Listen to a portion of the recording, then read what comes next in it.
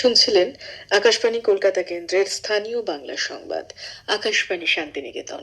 অনুষ্ঠান শুনছেন 103.1 megahertz FM প্রচার তরঙ্গে এবং নিউজ অন এআইআর অ্যাপে।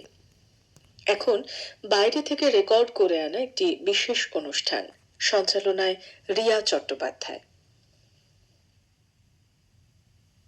এখন আমরা শুনব একটি বেতার প্রতিবেদন। রবীন্দ্রনাথ ঠাকুরের লেখা নাটক তোতা কাহিনী। অংশগ্রহণে শ্রেষ্ঠা মিত্র, ঐন্দ্রী সরকার, স্বপ্নিল দে এবং সাদিয়া আফরিন। আবহে অনুরাগ শীল। পরিচালনায় মধুমিতা পাল মণ্ডল।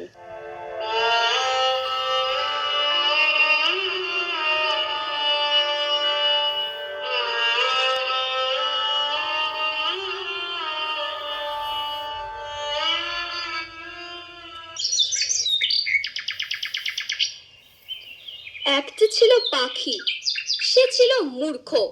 সে গান গাহিত, শাস্ত্র পড়িত না, লাফাইত, উড়িত, জানিত না কায়দা কানুন কাকে বলে। রাজা বলিলেন, এমন পাখি তো কাজে লাগে না, অথচ বনের ফল খাইয়া রাজহাটে ফলের বাজারে লোকসান ঘটায়। মন্ত্রীকে ডাকিয়া বলিলেন, পাখিটাকে শিক্ষা দাও। রাজার ভাগিনাদের উপর ভার পড়িল পাখিটাকে শিক্ষা দিবার। পণ্ডিতেরা বসিয়া অনেক বিচার করিলেন। প্রশ্নটা এই, উক্ত জীবের অবিদ্যার কারণ কি? সিদ্ধান্ত হইল, সামান্য খড়কুটা দিয়া পাখি যে বাসা বাঁধে, সে বাসায় বিদ্যা বেশি ধরে না। তাই সকলের আগে দরকার ভালো করিয়া খাঁচা বানাইয়া দেওয়া। রাজপণ্ডিতেরা দক্ষিণা পাইয়া খুশি হইয়া বাসায় ফিরলেন।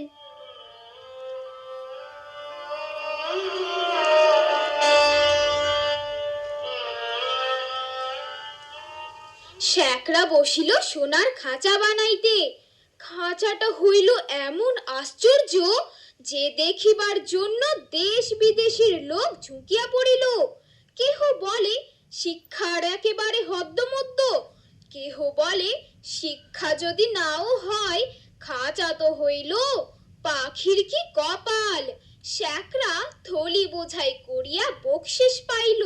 খুশি হইয়া সে তখনই পাড়ি দিল বাড়ির দিকে।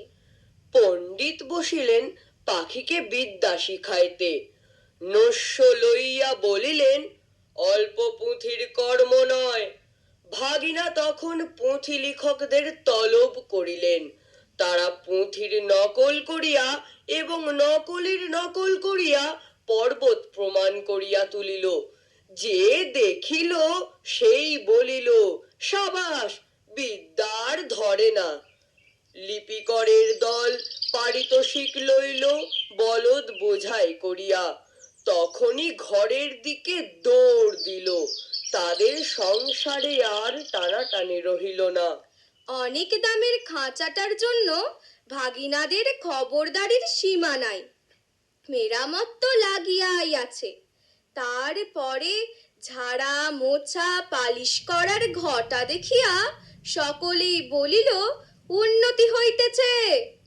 লোক লাগিল বিস্তর এবং তাদের উপর নজর রাখিবার জন্য লোক লাগিল আরো বিস্তর। তারা মাস মাস মুঠা মুঠা তনখা পাইয়া সিন্ধুকে বোঝাই করিল। তারা এবং তাদের মামাতো খুড়তুতো মাস্তুতো ভাইরা খুশি হইয়া কোঠাবালাখানায় গদি পাতিয়া বসিল।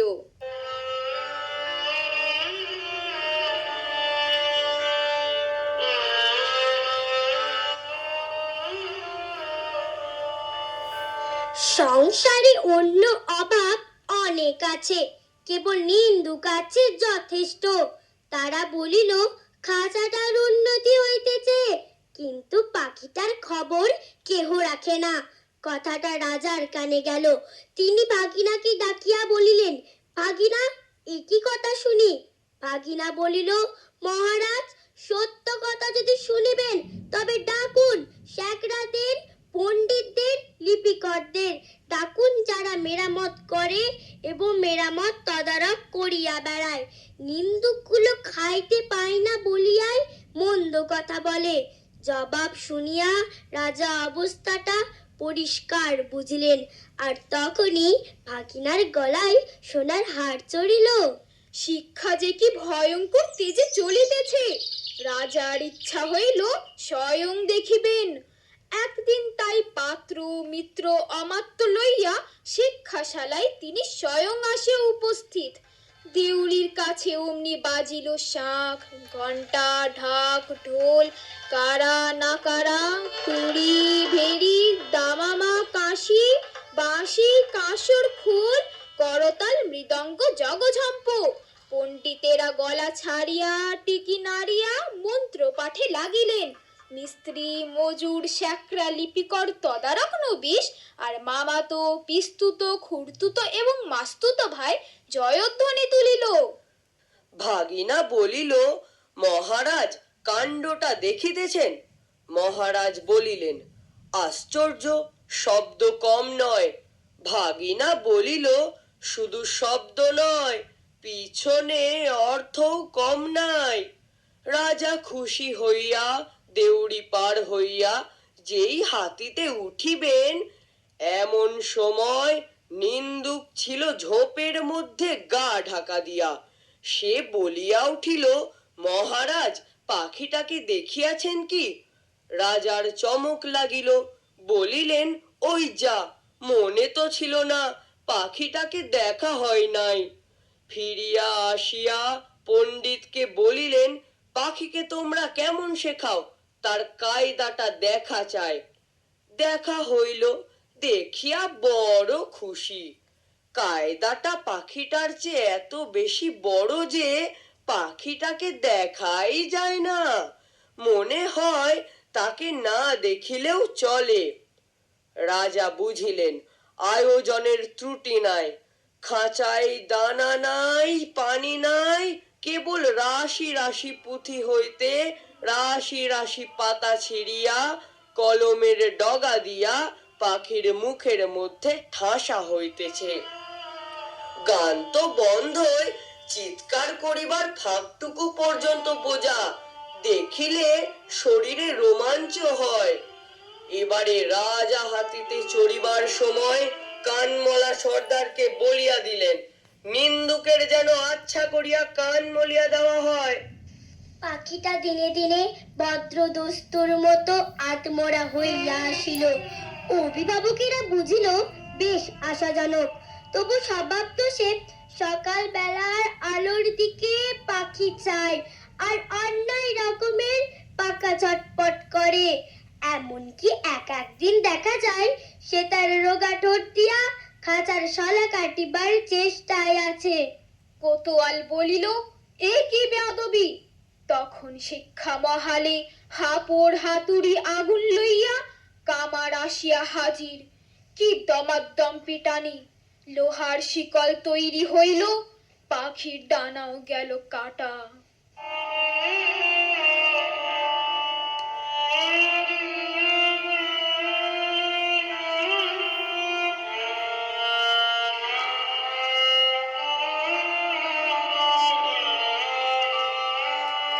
রাজার সম্বন্ধীরা মুখ হাড়ি করিয়া মাথা নাড়িয়া বলিল, এ রাজ্যে পাখিদের কেবল যে আক্কেল নাই তা নয়, কৃতজ্ঞতাও নাই।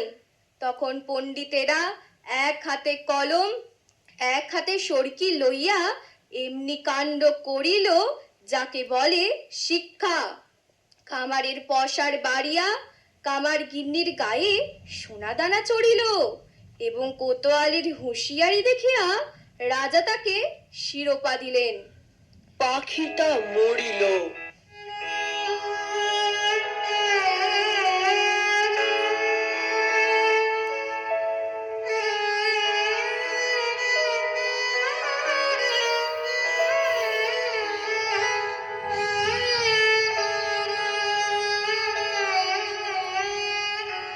কোন কালে যে কেউ তা ঠাহর করিতে পারে নাই। নিন্দুক লক্ষ্মী ছাড়া রটাইল, পাখি মরিয়াছে। ভাগিনাকে ডাকিয়া রাজা বলিলেন, ভাগিনা, এ কি কথা শুনি? ভাগিনা বলিল, মহারাজ, পাখিটার শিক্ষা পুরা হইয়াছে। রাজা শুধাইলেন, ও কি আর লাফায়? ভাগিনা বলিল, আরে রাম, আর কি ওরে? না আর কি গান গায়? না দানা না পাইলে আর কি চেঁচায়? না। রাজা বলিলেন, একবার পাখিটাকে আনো তো দেখি। পাখি আসিল, সঙ্গে কোতোয়াল আসিল, পাইক আসিল, ঘোড়সওয়ার আসিল। রাজা পাখিটাকে টিপিলেন, সে হাঁ করিল না, হুঁ করিল না। কেবল তার পেটের মধ্যে পুঁতির শুকনো পাতা খসখস গজগজ করিতে লাগিল।